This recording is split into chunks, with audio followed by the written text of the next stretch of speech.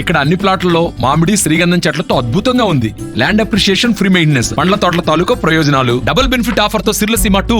అధికార ప్రతిపక్షాల మధ్య మాటల యుద్ధం కొనసాగుతుంది. ఓవైపు కరువు, మరోవైపు కరెంటు పై కూడా నేతల మధ్య యుద్ధం అయితే కొనసాగుతుంది. మనతో మాట్లాడడానికి జనగామ ఎమ్మెల్యే పల్లా రాజేశ్వరరెడ్డి ఉన్నారు. చెప్పండి, సీఎం రేవంత్ రెడ్డి నిన్న మాట్లాడుతూ కూడా ఇవాళ పొలంబాట పడుతున్నారు. కేసీఆర్ ఇది పొలంబాట కాదు, పార్లమెంట్ ఎన్నికల్లో గెలిపించుకోవడం కోసం రాజకీయం చేస్తున్నారని కూడా మాట్లాడుతున్నటువంటి ఇలా చూస్తారు.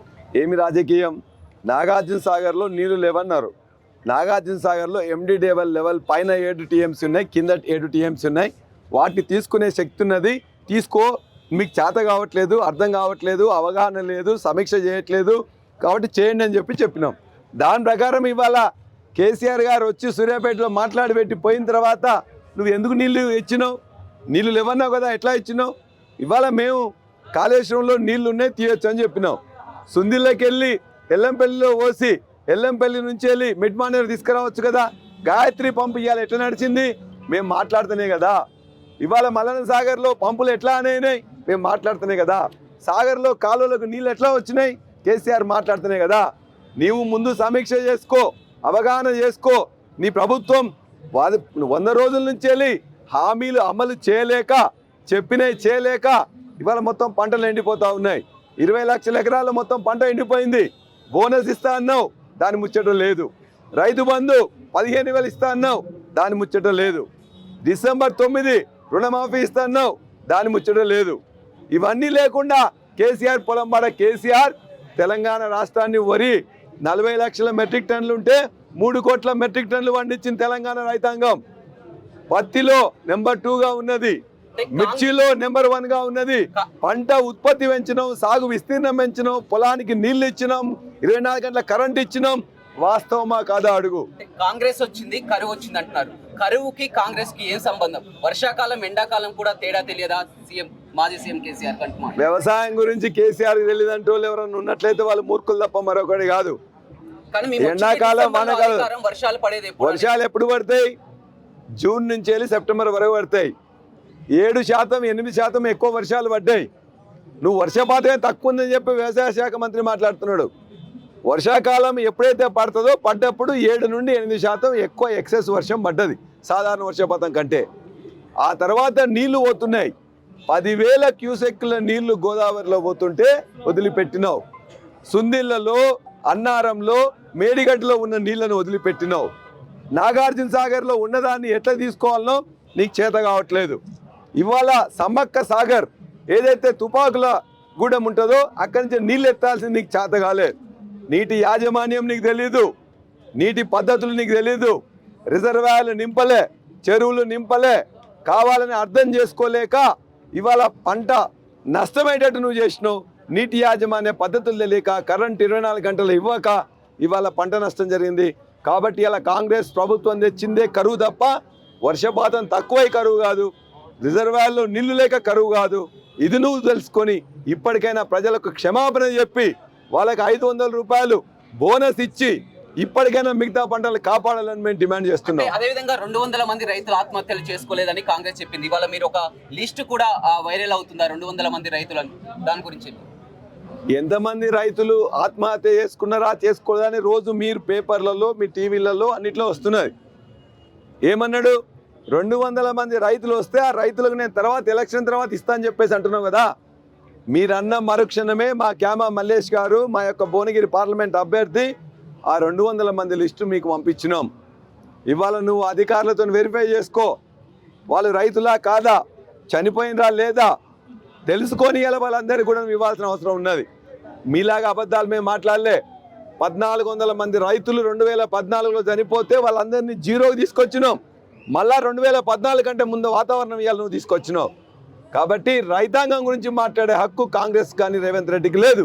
గతంలో ప్రతిపక్షాలను కానీ ఎక్కడ కూడా బయటికి తీసుకొచ్చినటువంటి దాఖలు లేదు. ఇవాళ స్వయంగా ప్రతిపక్ష నాయకుడు వస్తే మేమే దగ్గరుండి కూడా మా పోలీసులంతా కూడా మేము స్వాగతిస్తున్నాం, మేమే ఉంది నడిపిస్తున్నాం అని కూడా రేవంత్ రెడ్డి చెప్తున్నాడు. కేసీఆర్ను మీ నడిపేలే మా జనగామ బిడ్డలు, మా జనగామ నియోజకవర్గ నాయకులు, కార్యకర్తలు మొత్తం కూడా వారిని తీసుకుపోయి జనగామలో కానీ, సూర్యాపేటలో కానీ, లేదా పాలకుర్తిలో కానీ మేము తీసుకొచ్చిన మీ యొక్క పోలీసు మాకు రాలే, పోలీసు మాకు సహాయపడలే, పోలీసు వెహికల్ కూడా ముందుగానే వెనక కానీ లేదు.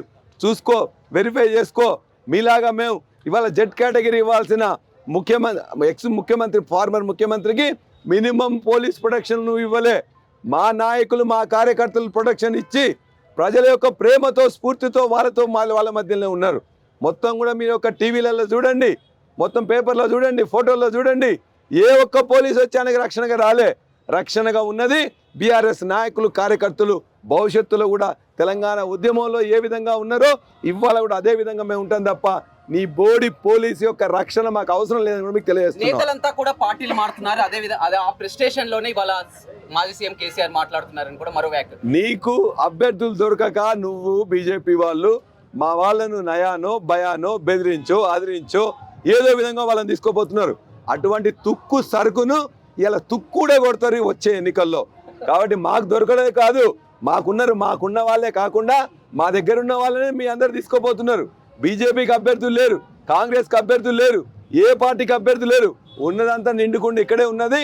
కాబట్టి ఇక్కడి నుంచి నువ్వు తీసుకోబోతున్నావు, వాళ్ళకు సరైన రీతిలో బుద్ధి చెప్తారు తెలంగాణ ప్రజలు ఈ ఎన్నికల్లో. ఎందుకని స్వయంగా కడియం కావ్యకు టికెట్ ఇచ్చినా కానీ పోటీ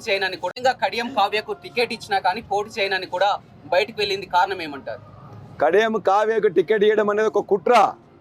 3 నెలల కిందనే రేవంత్ రెడ్డితో మాట్లాడుకొని కుట్రలో భాగంగా ఆమె ఎవరు అంటే ఇలా బీఆర్ఎస్ పార్టీ అభ్యర్థి కావాలని చెప్పేసి కుట్రవన్నీ ఏనాడో కావాల్సిన విధంగా అన్ని కూడా పైసలు తీసుకొని మొత్తం కూడా పదవులు దొబ్బి ఇలా ఎమ్మెల్యే చేసిండు, అంతకుముందు ఎమ్మెల్సీ చేసిండు, అంతకుముందు ఎంపీ చేసిండు, డిప్యూటీ ముఖ్యమంత్రి చేసిండు. సిగ్గు ఎగ్గు లేకుండా ఇంకా ఇవ్వడానికి ఏదో నష్టం జరిగిందని మాట్లాడుతున్నారు. వరంగల్ పార్లమెంటు సమావేశం జరిగితే కొట్టని వాళ్ళు లేరు, ఆయన తప్పు మాట్లాడడం లేరు. నాయకులు కార్యకర్తలు ఇవాళ అందరూ కూడా సంతోషంగా ఉన్నారు. ఒక దుర్మార్గుడు, నీచుడు, ఒక అహంకారి ఇవాళ పార్టీని వీడిపోవడం అనేది చాలా బాగున్నది. భ్రష్టు పట్టించిండు. ఇవాళ మొత్తం వరంగల్ జిల్లా రాజకీయాల్లో చాలా ప్రశాంతంగా ఉన్నది. బీఆర్ఎస్ పార్టీ అద్భుతంగా గెలవబోతున్నది. కానీ కడియం శ్రీహరి మాట్లాడుతూ ఇవాళ ఈ పరిస్థితి రావడానికి, వరంగల్ జిల్లాలో పరిస్థితి రావడానికి పల్లా రాజేశ్వర రెడ్డి కారణం అని కూడా వ్యాఖ్యలు చేసినటువంటి పరిస్థితి. నేను తప్పు చేస్తే నన్నే గెలిపారు కదా, పల్లా రాజేశ్వర రెడ్డిని ఎమ్మెల్యేగా మొత్తం కూడా పోయిన 2 నెలల్లోనే గెలిపించింది కదా. అదే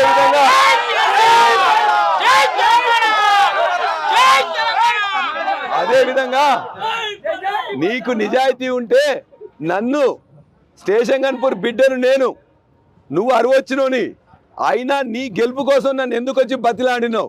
ఎందుకు కేసీఆర్ గారిని నన్ను పంపించమని అడిగినావు? ఎందుకు నా ఇంట్లో మొత్తం నియోజకవర్గ నాయకులతో ఎందుకు మీటింగ్ పెట్టించినావు?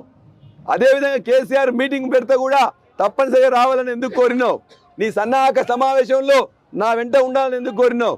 కడియం కావ్య టికెట్ కుట్రపూరితంగా ప్రకటించుకున్న తర్వాత స్టేషన్ గన్పూర్ ఇన్ఛార్జిగా నువ్వే ఉండాలని ఎందుకు బతిమిలాడినావు, బామాడినావు? నా దగ్గరకు వచ్చి దండం పెట్టియాలని నన్ను చేసుకున్నావు.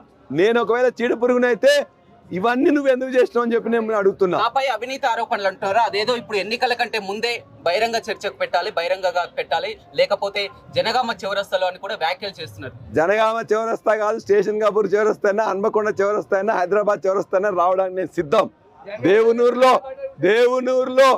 ఎన్ని ఎకరాల భూమి ఎట్లా కొన్నావు, అదేవిధంగా కంకర మిషన్లు ఎట్లా పెట్టినావు, ఎట్లానే మొత్తం కాంట్రాక్ట్లు ఎట్లా దొబ్బినావు, లేని లింగంపల్లి రిజర్వాయర్ని ఎట్లా సృష్టించినావు, దాని ద్వారా వచ్చే డబ్బులతోని ఇవాళ ఇల్లు ఎట్లా కట్టినావు, ఆ ఇంటికే కేసీఆర్ దగ్గర డబ్బులు ఎట్లా తీసుకున్నావు, ఎలక్షన్లో ముందే డబ్బులు తీసుకొని మొత్తం కూడా ఇటువంటి కుట్ర ఎట్లా చేసినావు? సిగ్గు శరం ఉంటే ముందు రాజీనామా చేయి, స్టేషన్ గన్పూర్లో మళ్ళా పోటీ చేయి, అప్పుడు నీ సంగతి తెలుస్తుంది.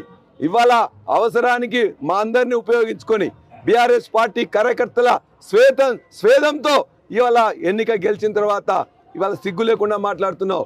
ఇదే స్టేషన్ గన్పూర్ నీ బుద్ధి తెలిసి 2004లో ఓడించిండ్రు, గులాబీ జెండాకి ఇచ్చిండ్రు, 2009లో ఓడించిండ్రు, 2012లో ఓడించిండ్రు. ఇవాళ మళ్ళా గులాబీ జెండా వేసుకుంటేనే నిన్ను గెలిపించినాం. మళ్ళా ఇవాళ నువ్వు వేరే జెండా వేసుకొని వస్తే స్టేషన్ గన్పూర్ మరలా నిన్ను చిత్తుగా ఓడిస్తారు. సిగ్గు శరం ఉంటే ముందు రాజీనామా చేసి మళ్ళా ఎన్నికకు రా. డబ్బులు తీసుకున్నట్లు నిరూపిస్తే ఇప్పుడే పోటీ నుంచి తప్పుకుంటుంది మా కూతురు అని కూడా వ్యాఖ్యలు. ఎన్నికల్లో ఏది నిరూపించాలి నేను చెప్తున్నా కదా. పైసలు తీసుకొచ్చినాయని చూపిస్తారా? పైసలు ఎక్కడ తీసుకున్నావు, ఎవరికి ఇచ్చినావు, ఏమి ఇచ్చినాయని చెప్పి చూపిస్తారా? అంటే ఎట్లయినా కూడా జరగదు. ఇదేదో ఐటీ వస్తుంది లేకపోతే రకరకాలు వస్తాయని చెప్పేసి తెలివిగా మాట్లాడుతున్నావు. నేనే తెలివిగా మాట్లాడుతున్నాను. ఆయన ఒక ముసలి నక్క, అటువంటి నక్క వినయాలు నక్క శకలు కాదు. ఎట్టి పరిస్థితుల్లో నీకు సమాధానం చెప్పాల్సిన అవసరం లేదు. స్టేషన్ గన్పూర్ ప్రజలకు నువ్వు సమాధానం చెప్పుకో. ఇలా గులాబీ జెండాకు ఓట్లేసిండ్రు, నువ్వు ఇతర పార్టీలో ఉన్నప్పుడు నీకు ఓటు వేయలే. కాబట్టి తన వల్లనే పేరు వచ్చింది, పార్టీకి పేరు వచ్చింది, బీఆర్ఎస్ ఏమి పేరు వచ్చింది అనేది ప్రజలందరూ తెలుసు.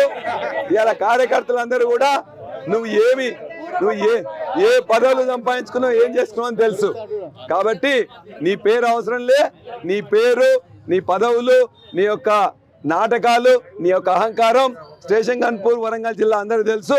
ఈ ఎన్నికల్లో మాత్రం నీకు ఇవాళ చావుదలకు, ఈ ముసలితనానికి నీకు ఖచ్చితంగా బుద్ధి చెప్తారు. చెప్పండి, పార్లమెంట్ ఎన్నికలు ఎలా ఉండబోతున్నాయి? పార్టీ మారిన వారికి ఏ విధంగా గుణపాఠం చెప్పబోతున్నారు? ఎలా ఉండబోతుంది? పార్టీ మారిన వాళ్ళని బొంద పెట్టబోతున్నారు.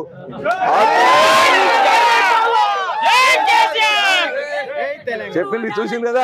మరిన్ని వీడియోస్ కోసం ఛానల్ ని సబ్స్క్రైబ్ చేయండి. లేటెస్ట్ అప్డేట్స్ కోసం వాట్సాప్ ఛానల్ ని ఫాలో చేయండి. అండ్ లింక్ డిస్క్రిప్షన్ లో ఉంది.